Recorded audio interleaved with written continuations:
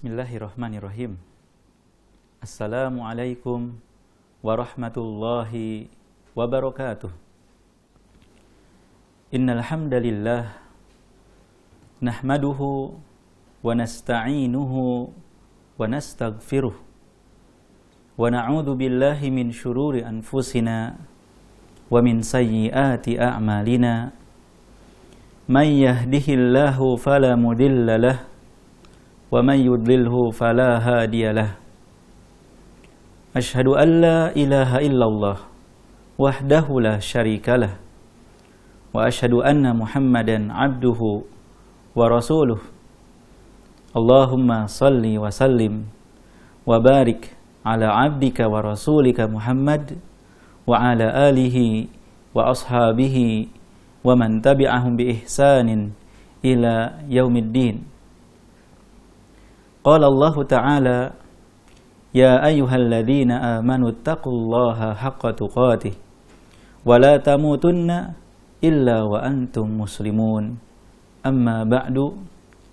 Para pemirsa Ahsan TV, kaum muslimin dan muslimat yang semoga dirahmati dan dimuliakan Allah Subhanahu wa Ta'ala, marilah kita senantiasa memuji dan bersyukur kepada Allah Subhanahu wa Ta'ala atas segala nikmat dan karunia yang Allah berikan kepada kita semua, baik nikmat agama maupun nikmat dunia yang nampak maupun yang tersembunyi. Dan di antara nikmat tersebut adalah kemudahan yang Allah Subhanahu wa Ta'ala berikan kepada kita di kesempatan sore hari ini untuk kembali bersama-sama menuntut ilmu syar'i, mempelajari kitabullah Al-Quranul Karim dan sunnah Rasulullah Sallallahu Alaihi Wasallam melalui acara yang insya Allah rutin di setiap Senin, pekan pertama dan ketiga sore hari, yaitu pembahasan atau kajian tafsir Al-Muyassar. Upaya kita untuk memperdalam pemahaman terhadap Al-Quranul Karim yang merupakan kewajiban setiap hamba. Karena Allah Subhanahu wa Ta'ala memerintahkan kita semua untuk mentadaburi Al-Quran dan mencela siapapun yang tidak mau mempelajari, mentadaburi Al-Quran. Allah Subhanahu wa Ta'ala berfirman, afala yatadabbaruna Al-Quran am ala qulubin aqfaluha. Tidakkah mereka mentadaburi Al-Quran, ataukah di hati mereka ada penutupnya? Maka cukuplah kita bergembira dan bersyukur pada Allah yang membukakan hati kita untuk menuntut ilmu syar'i, untuk mempelajari kitabullah Al-Quranul Karim. Dan kaum muslimin dan muslimat yang semoga dirahmati dan dimuliakan Allah Subhanahu wa Ta'ala, mempelajari Al-Quran ini sangat penting sekali. Ayat demi ayat, bahkan disebutkan membaca satu ayat yang diiringi dengan tadabbur, dengan upaya untuk memahaminya, itu lebih baik daripada membaca banyak dari ayat namun tanpa upaya memahaminya atau tanpa tadabbur Al-Quran tersebut. Baik kaum muslimin dan muslimat, para pemirsa Ahsan TV yang semoga dirahmati dan dimuliakan Allah Subhanahu wa Ta'ala, di kesempatan sore hari ini kita akan membahas bersama insyaallah surat Al-Baqarah ayat 196. Ya, semoga Bapak dan Ibu, para pemirsa sekalian sudah siap sedia dengan mushaf terjemahnya, terjemah tafsiriyah. Terjemah tafsiriyah dari Al-Quranul Karim sehingga kita bisa mengikuti bersama. Sedikit saya singgung kenapa saya sebut terjemah tafsiriyah, karena memang terjemah yang diperbolehkan kita baca itu terjemah tafsiriyah, artinya penafsiran ringkas yang kemudian diterjemahkan. Karena tidak mungkin Al-Quran itu bisa diterjemahkan kecuali dengan terjemah tafsiriyah tersebut. Karena banyak yang tidak bisa diungkapkan dengan kata-kata bahasa kita dari kitab Al-Quran tersebut. Baik, semoga semuanya sudah siap. Kita bisa lihat ayat 196 dari surat Al-Baqarah.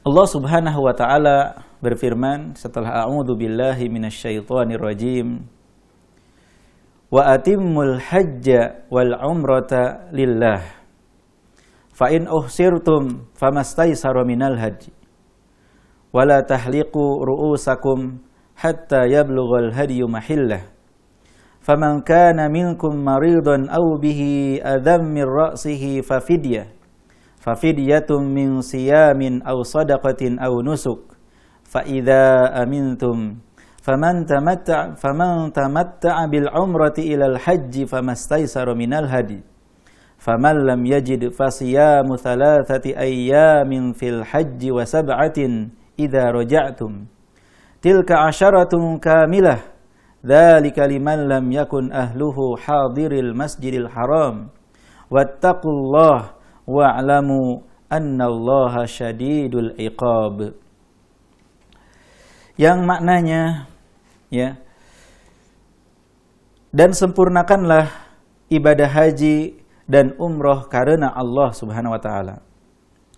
Tetapi jika kamu terkepung oleh musuh, maka sembelihlah hadyu yang mudah didapat, dan jangan kamu mencukur kepalamu sebelum hadyu sampai di tempat penyembelihannya. Jika ada di antara kamu yang sakit atau ada gangguan di kepalanya, lalu dia bercukur, maka dia wajib membayar fidyah, yaitu berpuasa, bersedekah atau berkurban. Apabila kamu dalam keadaan aman, maka barang siapa mengerjakan umrah sebelum haji, dia wajib menyembelih hadyu yang mudah didapat. Tetapi jika dia tidak mendapatkannya, maka dia wajib berpuasa 3 hari dalam musim haji dan 7 hari setelah kamu kembali. Itu seluruhnya 10 hari. Demikian itu bagi orang yang keluarganya, ya, tidak ada atau tinggal di sekitar Masjidil Haram. Bertakwalah kepada Allah dan ketahuilah bahwa Allah sangat keras hukumannya. Yang saya baca tersebut adalah terjemah tafsiriyah yang dikeluarkan oleh Departemen Agama. Sengaja saya baca terjemah tafsiriyah terlebih dahulu sebelum, ya, saya menyampaikan tafsirnya, khususnya tafsir Al-Muyassar, agar para pemirsa sekalian bisa membandingkan, ya, antara terjemah tafsiriyah dengan tafsir, ya, dengan tafsir Al-Muyassar yang kita bahas. Artinya terkadang agak sulit untuk memahami, ya, terkadang artinya butuh penjelasan lebih. Jika kita hanya baca itu saja, ya, kadang ada pertanyaan, ini maksudnya apa? Penjelasannya bagaimana? Oleh karena itu, ya, upaya memahami Al-Quran, kita bersyukur dengan adanya tarjamah tafsiriyah ini. Artinya tafsir yang sangat ringkas yang diterjemahkan. Akan tetapi itu tidak cukup, ya, melainkan kita harus lebih mempelajari lebih dari tafsir yang dikumpulkan oleh para ulama, di antaranya tafsir Al-Muyassar dan tafsir-tafsir yang lain, agar lebih memahami dari kalamullah Azza wa Jalla tersebut. Karena pengertian dari tafsir, ya, adalah bayanu ma'ani kalamillahi Azza wa Jalla, menjelaskan makna dari kalamullah Azza wa Jalla. Bagaimana agar kita paham, ya, yang dimaksud oleh Allah Subhanahu wa taala tersebut. Dan di kesempatan ini kita akan membahasnya atau memahaminya melalui tafsir Al-Muyassar. Baik, para pemirsa Ahsan TV, kaum muslimin dan muslimat yang semoga dirahmati dan dimuliakan Allah, saya akan terjemahkan secara bebas dari tafsir Al-Muyassar tersebut, ya. Dan laksanakanlah haji serta umrah secara sempurna. Ya, Allah Subhanahu wa taala memerintahkan kita semua, ya, untuk menunaikan ibadah haji, ya, artinya ibadah haji itu sangat wajib. Demikian juga ibadah umrah, menunaikan kewajiban haji dan kewajiban umrah secara sempurna. Kaum muslimin dan muslimat yang semoga dirahmati dan dimuliakan Allah, dari perintah Dari dalam ayat ini ya, menunjukkan bahwa antara haji dan umroh ini berbeda. Antara haji dan umroh berbeda. Meskipun kedua-duanya wajib. Di antara perbedaannya adalah Allah Subhanahu wa taala jadikan ibadah haji sebagai salah satu ya rukun Islam. Rasulullah sallallahu alaihi wasallam ketika ditanya, "Wa akhbirni 'anil Islam," kabarkan kepadaku tentang Islam, di antaranya beliau menyebutkan, "Wa tahujjal baita in istata'ta ilaihi sabila." Engkau berhaji ke Baitullah jika engkau mampu melakukan perjalanan terhadapnya. Ia menunaikan ibadah haji bagi yang mampu. Adapun umroh, meskipun wajib, bukan bagian daripada rukun Islam. Namun kedua-duanya wajib. Kedua-duanya wajib. Artinya, bagi mereka yang mampu berhaji atau mampu melaksanakan ibadah umroh, tetapi tidak melaksanakan, maka dia berdosa. Dia berdosa. Sebagian orang ya belum mampu untuk berhaji, tapi dia mampu untuk berumroh. Mengatakan, saya nunggu umrohnya nanti, sekalian aja sama haji. Maka hal itu tidak benar. Jika ya dia sudah mampu untuk umroh yang biayanya lebih murah daripada haji, maka hendaklah dia menunaikan ibadah umroh sekali seumur hidup. Karena kewajiban haji dan umroh itu sekali seumur hidup. Kalau sudah pernah, sudah gugur kewajibannya. Ya maka ini harus kita pahami. Ibadah haji wajib, ibadah umroh juga wajib. Hanya bedanya, ibadah haji ini salah satu di antara rukun Islam dan umroh tidak. Tapi jika seseorang mampu, kemudian tidak menunaikan, berdosa. Dan orang yang mengingkari kewajiban haji, maka dia kafir dan keluar dari Islam. Seperti mereka yang mengingkari kewajiban sholat, mengingkari kewajiban ya zakat, kewajiban puasa. Demikian juga orang yang mengingkari kewajiban haji. Ya. Misalkan mengatakan, untuk apa haji? Enggak wajib kok bagi saya. Maka dia telah mengingkari kewajiban haji, harus dijelaskan kepadanya, harus ditegakkan hujah kepadanya. Jika dia tetap mengingkari kewajiban tersebut, dia bisa keluar daripada Islam. Kemudian, ya, kita juga memahami bahwa dalam melaksanakan ibadah haji dan umroh itu harus sempurna. Harus ya sempurna, lengkap, sesuai dengan petunjuk Rasulullah Sallallahu Alaihi Wasallam. Karena ya semua amalan, seluruh ibadah harus sesuai dengan petunjuk Rasulullah Sallallahu Alaihi Wasallam.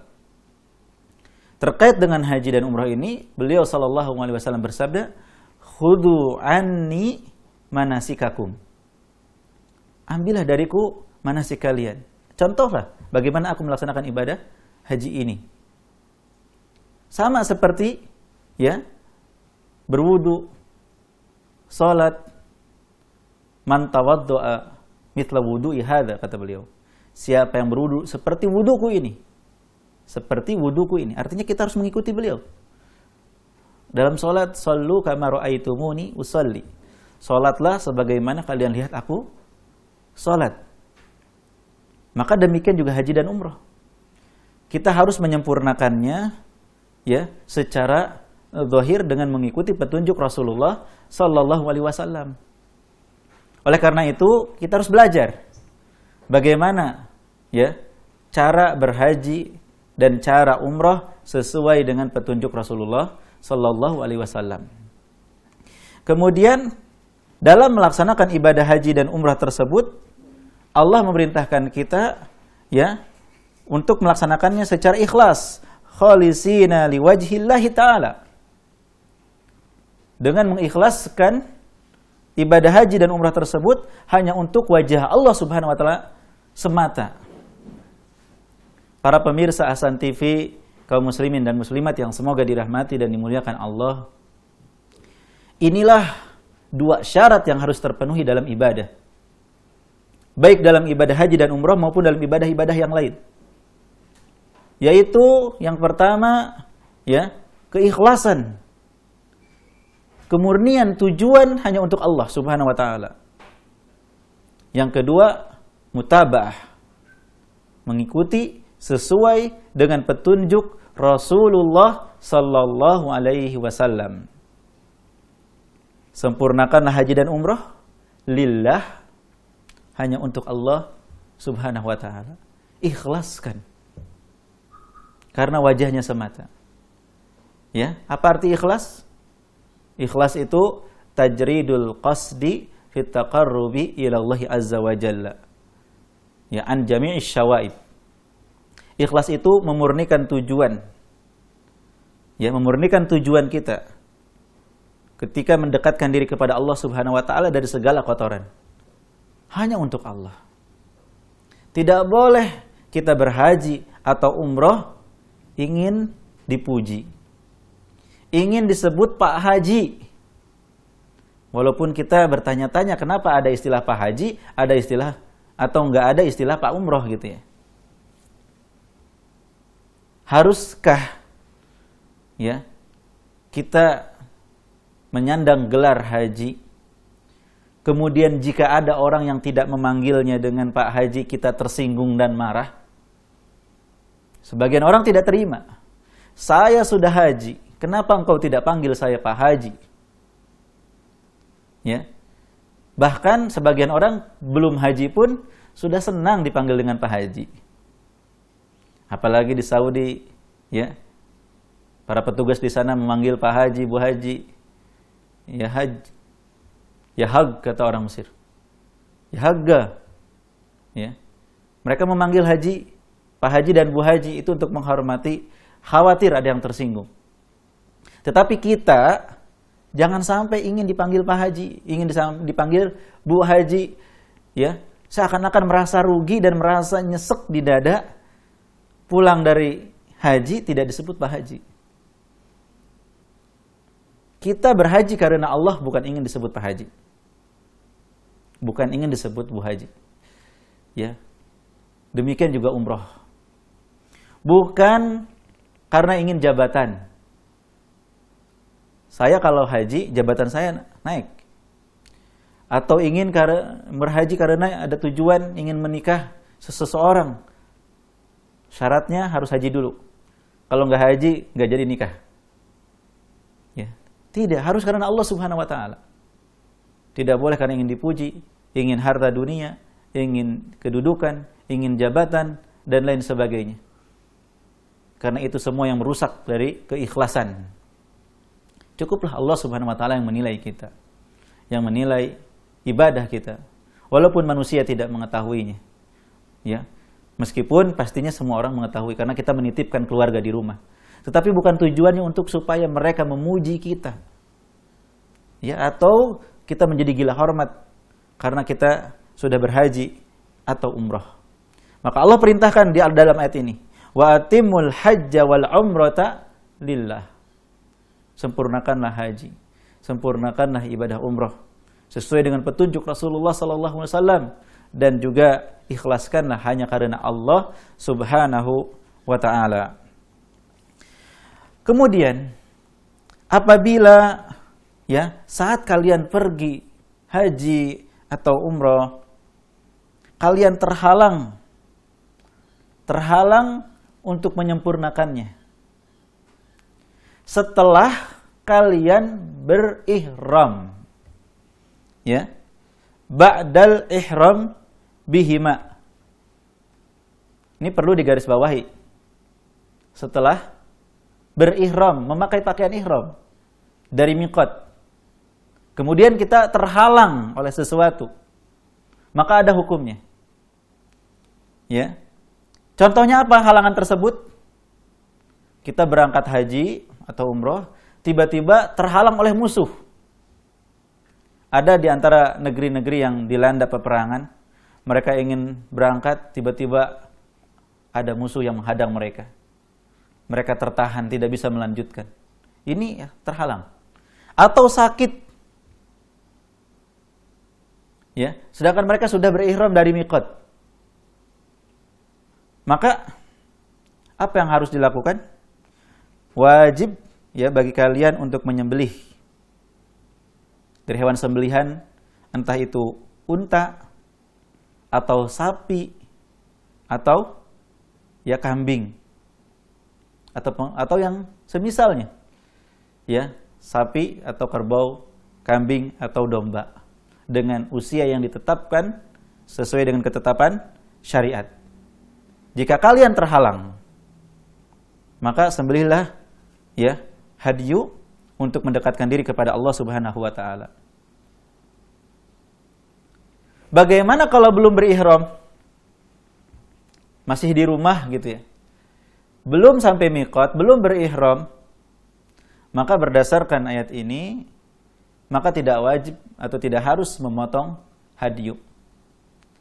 Seperti ya yang terjadi di tahun ini, sebagian besar jamaah haji terhalang karena pandemi corona.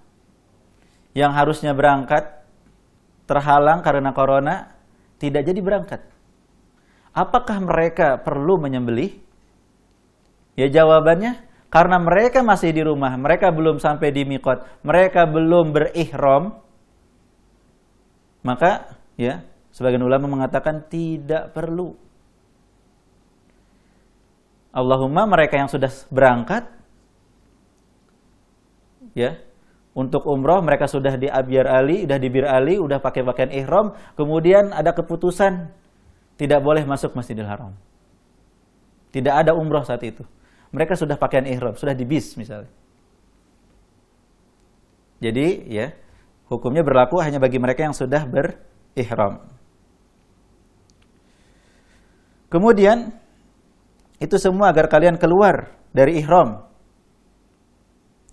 Ya, untuk menghalalkan kembali. Ya, mencukur rambut atau memendekkannya. Kemudian jangan kalian memotong rambut kalian dalam kondisi seperti itu sampai ya hewan sembelihannya itu siap di tempat yang akan ya itu ditunaikan ihram tersebut.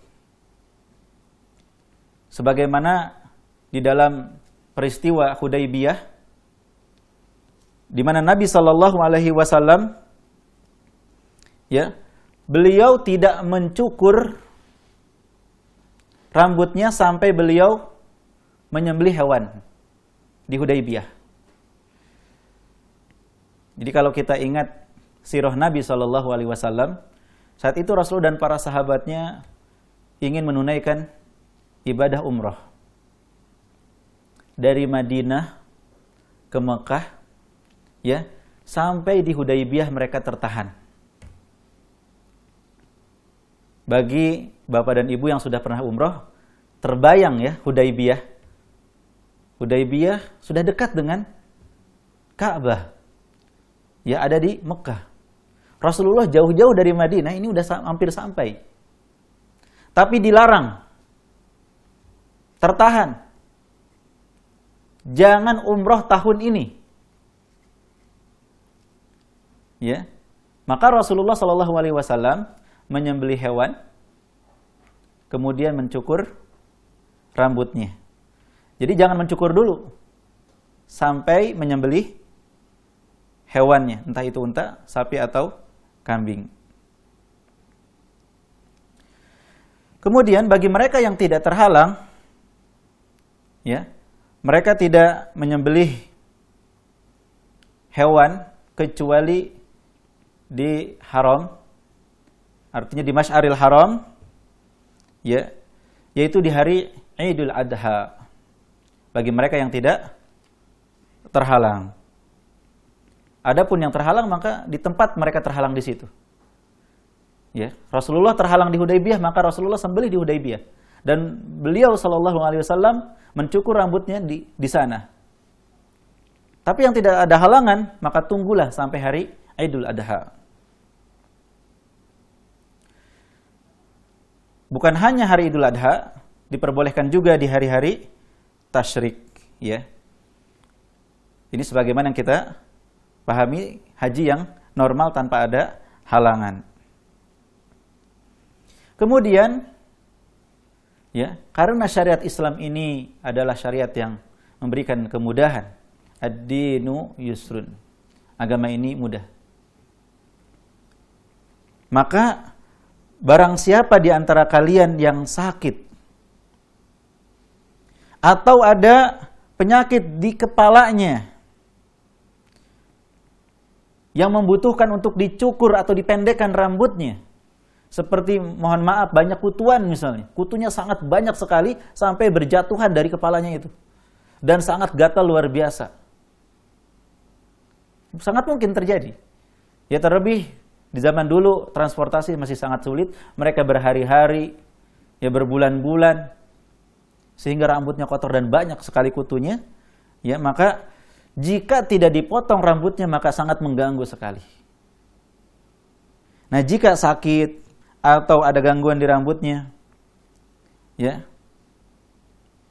sehingga dia harus memotong, maka wajib baginya membayar fidyah. Karena belum saatnya. Tetapi ini ada gangguan. Boleh, tapi dengan membayar, dengan melakukan fidyah dengan cara bagaimana? Silakan memilih. Boleh puasa 3 hari. Ya. Atau bersedekah kepada 6 orang miskin. Setiap orangnya setengah sok. Setengah sok itu, ya, seporsi makan. Jika matang, ya. Jika mentah, setengah dari kewajiban zakat fitrah. Zakat fitrah 1 sok. Nah, ini setengahnya. Setengah dari yang biasa kita bayarkan untuk zakat fitrah. Ya. Kita berikan kepada 6 orang miskin. Atau, ya, menyembelih kambing dibagikan kepada orang-orang fakir miskin di sekitar Masjidil Haram. Ya. Jadi boleh dalam kondisi sakit atau ada gangguan seperti itu. Kemudian, apabila kalian dalam keadaan aman, tidak ada musuh, tidak ada gangguan, dan dalam keadaan sehat walafiat, ya, maka sempurnakanlah. Jangan melanggar larangan-larangan ihram. Jangan mencukur lebih dulu, ya. Sempurnakanlah. Jika kalian itu dalam keadaan aman, sehat, maka sempurnakanlah haji dan umroh sebagaimana mestinya. Kemudian bagaimana bagi yang hajinya tamattu, ya, umroh dulu, kemudian dia selesai, kemudian dia melaksanakan ibadah haji, ya, maka hendaklah dia menyembelih hadyu yang dimudahkan oleh Allah Subhanahu wa taala. Jadi bagi yang hajinya tamattu, ya, maka mereka harus menyembelih hadyu, yaitu hewan sembelihan. Ya. Yang mudah. Sebagai wujud taqarrub, mendekatkan diri kepada Allah Subhanahu wa ta'ala. Nah, bagaimana jika dia tidak memiliki harta atau dia punya harta tapi mencari-cari hewan yang untuk disembelih? Nggak ada. Jika tidak ada, maka wajib atasnya berpuasa 3 hari di bulan-bulan haji, kemudian 7 hari ketika mereka selesai melaksanakan ibadah haji dan kembali ke rumah masing-masing. Totalnya 10 hari. Sehingga disebutkan, ya, tilka asyaratun kamilah. Itulah 10 hari, ya, secara sempurna yang disyariatkan untuk berpuasa.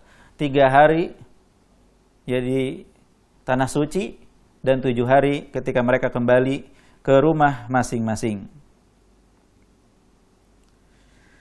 Kemudian, ya, itu semua menyembelih hadyu, ya. Kalau Bapak Ibu perhatikan arti dari hadyu, ya, di dalam terjemah tafsiriyah yang dikeluarkan oleh Departemen Agama, hadyu ialah hewan yang disembelih sebagai pengganti pekerjaan wajib haji yang ditinggalkan atau sebagai denda karena melanggar hal-hal yang terlarang mengerjakannya di dalam ibadah haji. Ya. Hadyu tersebut disembelih, hewan tersebut itu bagi ya mereka yang keluarganya tidak tinggal di daerah haram, yang di luar. Adapun jika keluarganya di tanah haram, maka tidak harus. Ya, tidak harus. Bagi yang keluarganya tinggal di tanah haram. Sampai Syekh Utsaimin rahimahullah di dalam tafsirnya ketika menafsirkan ayat ini, pelajar yang sedang belajar di tanah haram, ya, dan keluarganya ada di Riyadh kata beliau atau di Taif, tetap harus menyembelih hadyu. Karena keluarganya nggak ada di tanah haram. Ketika dia ya kembali keluarganya di Taif atau di Riyadh. Ya kata beliau demikian. Jadi bagi yang keluarganya di tanah haram, artinya tinggal di sana, maka itu tidak harus untuk menyembelih hadyu walaupun hajinya tamattu. Kemudian Allah Subhanahu wa taala ya di akhir ayat ini mengingatkan kita untuk bertakwa kepada Allah Subhanahu wa taala. Ya, dan takutlah kepada Allah. Wattaqullah, bertakwalah kepada Allah Subhanahu wa taala, ya. Dan jagalah batasan-batasannya dengan melaksanakan segala perintahnya dan menjauhi larangannya. Banyak ayat-ayat yang ditutup dengan perintah takwa. Di antaranya ayat haji ini.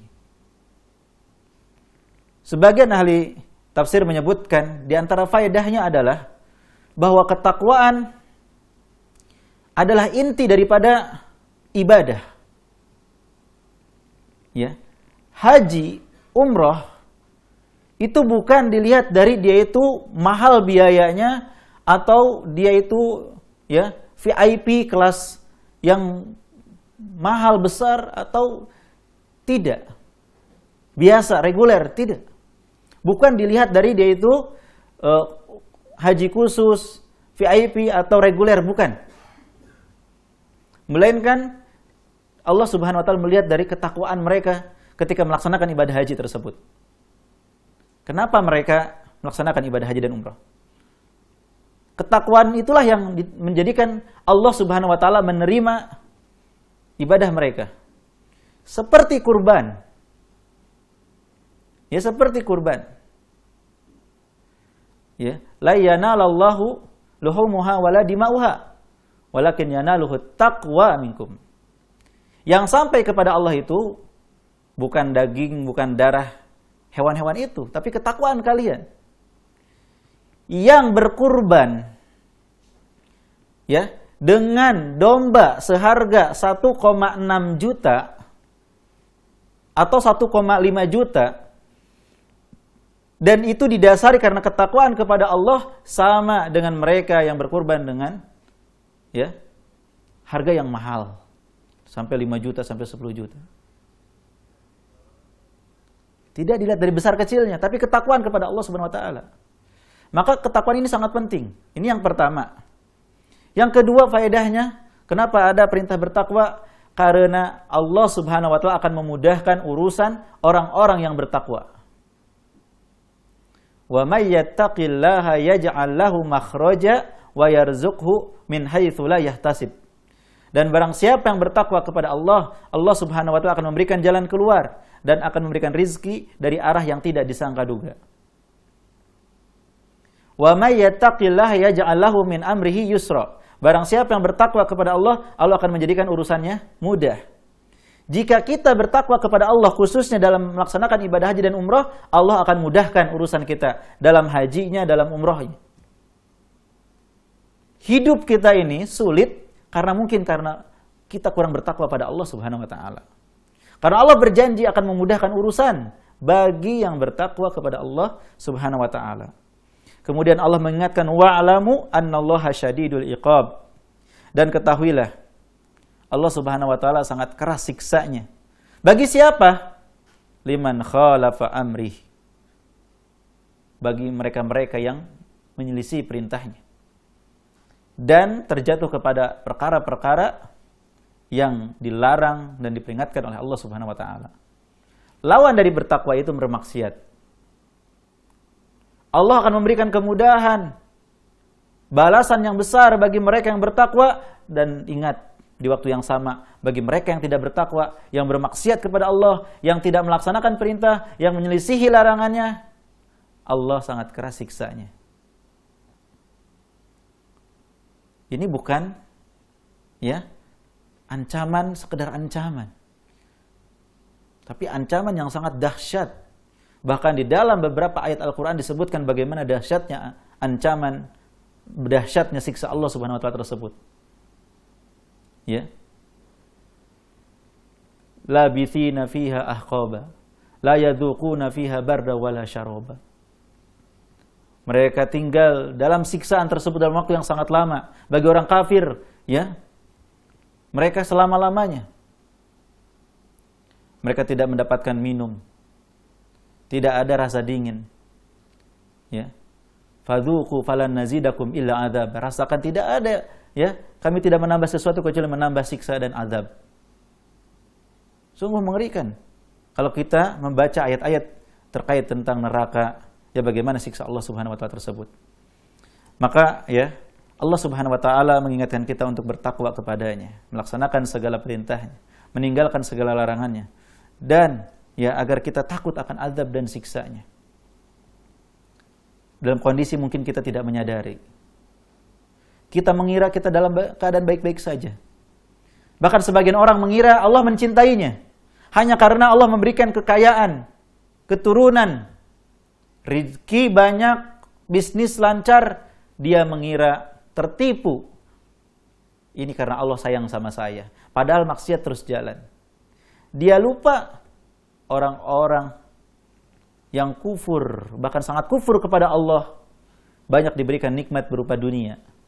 Bagaimana Fir'aun diberikan kerajaan, bagaimana Qarun diberikan harta yang begitu melimpah ruah. Bukan karena mereka dicintai Allah, tetapi itu semua adalah istidraj. Allah Subhanahu wa taala menunda azab dan siksa sehingga seseorang pun terlena dan tertipu. Hingga pada saatnya datang azab sekonyong-konyong, secara tiba-tiba, dan billah. Kita berlindung pada Allah Subhanahu wa taala. Para pemirsa Ahsan TV, kaum muslimin dan muslimat yang semoga dirahmati dan dimuliakan Allah. Ini beberapa hal yang bisa kita kaji dari ayat ini, dan mungkin kita ambil beberapa faedah yang disebutkan oleh Syekh Utsaimin rahimahullahu taala. Di antara faedah dari ayat ini adalah wajibnya menyempurnakan ibadah haji dan umroh. Wajibnya menyempurnakan ibadah haji dan umroh. Artinya kita sangat membutuhkan ilmu, karena tidak mungkin kita menyempurnakan tanpa ilmu. Kemudian beliau juga mengatakan bahwa ayat ini menunjukkan bahwa umroh dan juga haji itu sama dalam perintah kewajiban menyempurnakannya. Jangan kita meremehkan umroh, hanya mementingkan haji. Juga jangan sebaliknya, mementingkan umroh dan meremehkan haji.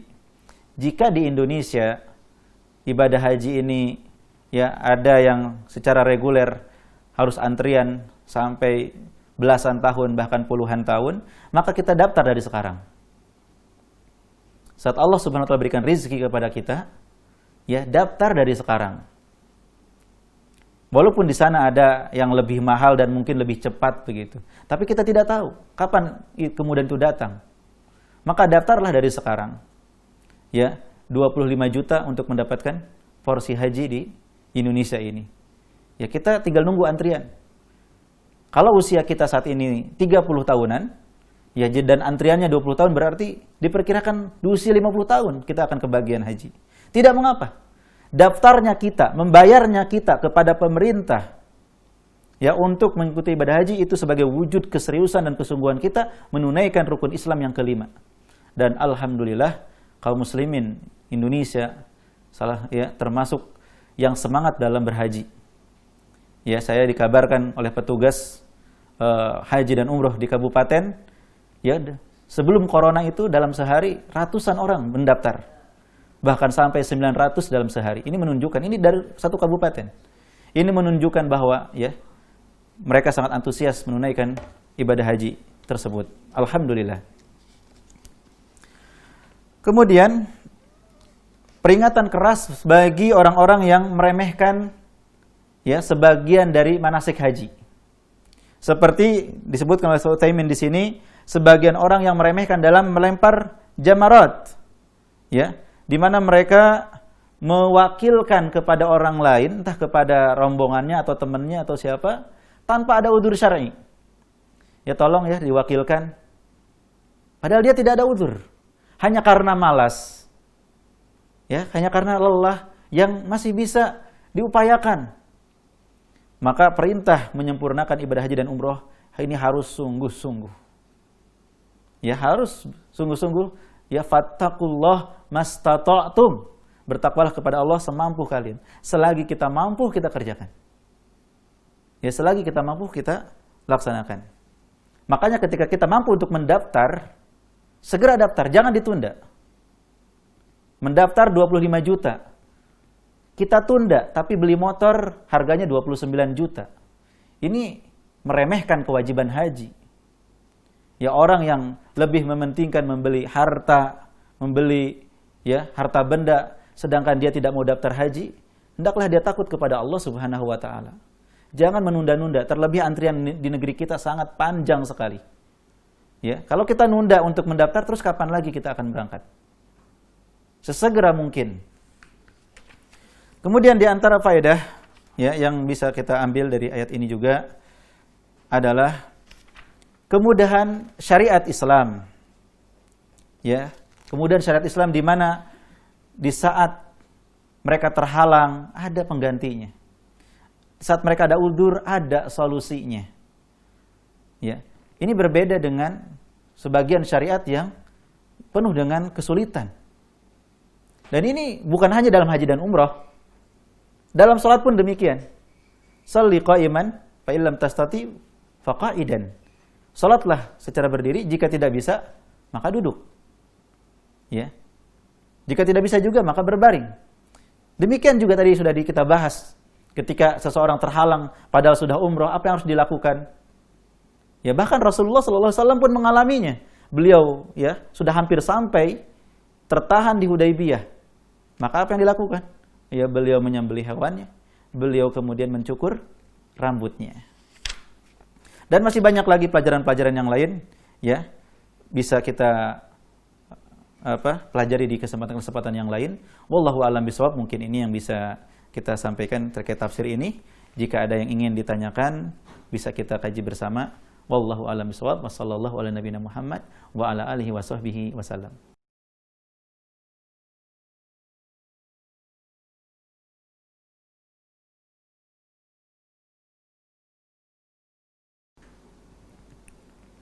Alhamdulillah, wassalatu wassalamu ala rasulillah wa ba'd. Para pemirsa Hasan TV, kaum muslimin dan muslimat yang semoga dirahmati dan dimuliakan Allah. Ada beberapa pertanyaan yang masuk di sini. Tentunya kita akan jawab yang sesuai dengan kemampuan. Di antaranya adalah pertanyaan yang pertama, namun ini juga di luar tema. Apa yang harus kita ucapkan ketika memuji bayi? Ya, dan jika bayi bersin, menguap, apa yang kita ucapkan? Saat kita kagum, ya, atau ingin memuji khususnya bayi atau yang lainnya, maka kita dianjurkan untuk mengucapkan Masya Allah. Ya, mengucapkan Masya Allah. Yang artinya tidaklah apa yang membuat kita kagum itu ya terjadi kecuali atas kehendak Allah Subhanahu wa taala. Artinya kita mengembalikan ya kekaguman kita dan mengembalikan semua nikmat yang ada itu kepada penciptanya, kepada Allah Subhanahu wa taala. Ya, atau Masya Allah tabarakallah. Ya, ucapan-ucapan yang baik ya, Dan ucapan seperti itu akan menghindarkan bayi tersebut dari kejahatan ain, mata jahat, mata orang-orang yang hasad, ya orang-orang yang dengki. Di mana kata Rasulullah bahwa ain itu, mata jahat itu memang hak, memang benar adanya. Maka dengan mengucapkan Masya Allah ketika melihat yang baik-baik, yang bagus, diantaranya bayi, ya, maka itu akan menjaga dari kejahatan ain. Dan sebagian orang mengucapkan Subhanallah, ya Maha Suci Allah. Walaupun maknanya baik, akan tetapi Rasulullah SAW menyebut Subhanallah itu ketika melihat yang buruk, ketika melihat yang kurang pantas menurut manusia. Ya, misalkan melihat anak yang cacat atau sesuatu yang tidak pantas, maka kita mengucapkan Subhanallah. Artinya apa? Maha Suci Allah. Kita mensucikan Allah Subhanahu wa taala dari prasangka-prasangka buruk manusia. Karena ketika ada orang yang cacat, naudzubillah, yang kurang baik misalnya, ya sebagian orang akan digoda oleh syaitan. Ini siapa yang menciptakan begini? Ya, sehingga berprasangka buruk kepada Allah Subhanahu wa taala. Adapun kita sucikan Allah. Maha suci Allah dari prasangka buruk sebagian manusia tersebut, dari kekurangan, dari aib. Allah Maha suci. Tidaklah Allah melakukan sesuatu kecuali mengandung hikmah yang sangat besar sekali. Nah, itu tuh kenapa kita mengucapkan Subhanallah. Demikian juga ketika melihat kemungkaran, Rasulullah mengucapkan Subhanallah. Ya Maha suci Allah dari kemungkaran yang dilakukan, yang terjadi. Allah ya terbebas dari kemungkaran-kemungkaran, keburukan-keburukan. Nah, ini jadi kita mengucapkan ya Masya Allah ketika memuji bayi atau memuji apapun atau kagum terhadap apapun. Kemudian jika bayi bersin, ya tidak mengapa, min bab mengajarkan sejak bayi, sejak kecil dengan kalimat-kalimat thayyibah, kalimat-kalimat yang baik, ya alhamdulillah. Ya, mengajarkan kalimat-kalimat yang baik dengan mengucapkan alhamdulillah. Ya. Ini mungkin jawaban yang bisa saya sampaikan, karena ya mengajarkan kebaikan bisa kita lakukan kepada anak-anak yang masih kecil, termasuk kepada bayi, ya, di mana Nabi SAW yang mengajarkan kepada yang masih berusia 2 tahunan, yang belum mengerti, ketika memakan kurma zakat beliau berusaha mengeluarkan dan meminta agar dimuntahkan. Itu menunjukkan bahwa pendidikan sejak usia dini sangat dibutuhkan sekali. Di antaranya mengajarkan mereka ya doa ketika bersin, alhamdulillah. Wallahu a'lam bishawab. Berikutnya dari hamba Allah di Jawa Tengah. Apakah boleh kita keluarkan infak setiap hari walaupun hanya 5.000, tapi kita kumpulkan dulu, lalu kita berikan setelah terkumpul agak pantas baru kita berikan? Apakah itu termasuk mengeluarkan sebagian rizki setiap hari sehingga didoakan kebaikan oleh malaikat? Atau bagaimana? Ya. Bapak Ibu kaum muslimin, para pemirsa Ahsan TV yang semoga dirahmati dan dimuliakan Allah, tentunya bagi orang yang berinfak setiap harinya akan didoakan oleh malaikat ya, dan mendapatkan kebaikan. Allahumma a'ti munfiqan ya khalafan. Ya Allah, berikan kepada orang yang berinfak ya pengganti yang lebih baik. Ya. Apakah orang yang menabung untuk diinfakkan setelah terkumpul termasuk orang yang berinfak setiap hari? Ya, perlu kita ketahui bahwa ketika kita sudah berinfak, maka kita tidak bisa mengambil apa yang sudah kita infakkan. Nah, pertanyaannya, ketika kita menabung, disebutkan di sini 5.000, kita naruh di celengan misalnya, 5.000, 5.000, 5.000. Kemudian setelah berlalu 20 hari, ada kebutuhan yang mendesak. Kita apakah bisa mengambil celengan tersebut, menggunakannya untuk dibelanjakan, ataukah tidak boleh karena sudah diinfakkan? Ya, jawabannya tentu kita masih boleh. Karena itu rencana untuk infak. Kita masih berencana mengumpulkan uang yang direncanakan untuk diinfakkan setelah terkumpul 1 bulan atau terkumpul jumlah tertentu, begitu. Nah, ini berbeda dengan yang menginfakkan hartanya setiap hari. Oleh karena itu, ya, insya Allah kedua-duanya mendapatkan pahala. Namun, apakah dihitung infak di hari tersebut atau tidak, maka kembali kepada niatnya. Innamal a'malu binniyat wa innamal likulli imri'in ma nawa. Ya, segala sesuatu itu tergantung amal, ya. Setiap amalan tergantung pada niat dan setiap orang akan mendapatkan apa yang dia niatkan. Ya, terkadang seseorang berniat berinfak tapi di tengah jalan ya kemudian dia berubah pikiran. Itu baru niat berarti, baru rencana. Ya, baru rencana. Tetapi kalau sudah dia infakkan, sudah dia berikan, maka dia tidak bisa untuk mengambil kembali. Ya, jadi silahkan kedua-duanya mendapatkan pahala di sisi Allah Subhanahu wa taala. Yang ingin mengumpulkan terlebih dahulu akan mendapatkan pahala, dan yang ingin mengeluarkan setiap harinya juga akan mendapatkan pahala. Mungkin ya digabung lebih baik. Sebagian ada yang ditabung, sebagian ada yang dikeluarkan. Ya, kita berinfak misalnya 2.000 setiap harinya dikeluarkan. Entah itu masukkan ke kotak amal, ya, entah itu kita berikan kepada anak yatim sebagai jajan mereka, ya, atau bagaimana gitu kepada memang yang jalur infak fisabilillah. Kemudian yang 3.000 kita tabung, kita kumpulkan supaya terkumpul lebih besar. Ya, mungkin itu lebih baik digabungkan antara rencana untuk berinfak dengan infak real yang memang benar-benar dikeluarkan di hari tersebut. Wallahu alam bishawab. Semoga yang kita kaji juga bermanfaat dan bisa kita pahami, dan yang paling penting bisa kita amalkan. Ya, jazakumullahu khairan, terima kasih atas segala perhatiannya. Mohon maaf atas segala kekurangan dan juga kekhilafannya. Subhanakallahumma wa bihamdik, asyhadu an la ilaha illa anta, astaghfiruka wa atubu ilaik. Assalamualaikum warahmatullahi wabarakatuh.